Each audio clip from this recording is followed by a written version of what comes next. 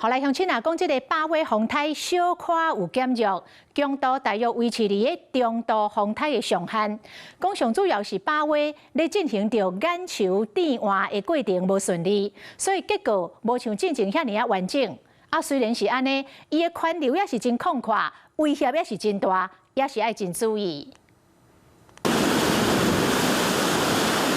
海洋是一波過一波，8月基隆條件公園風景繼續增強，因為8月風颱正在接近當中。颱風逐漸的在更接近我們，來到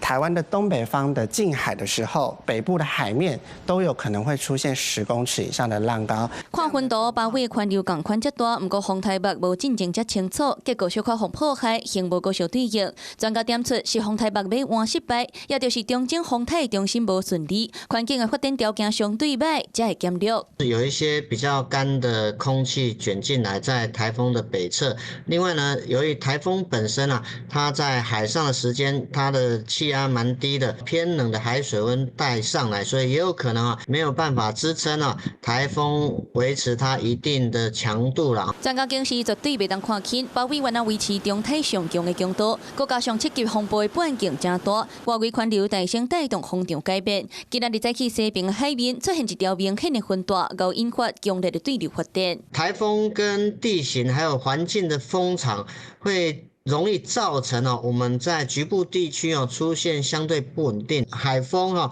跟陸風的這種交替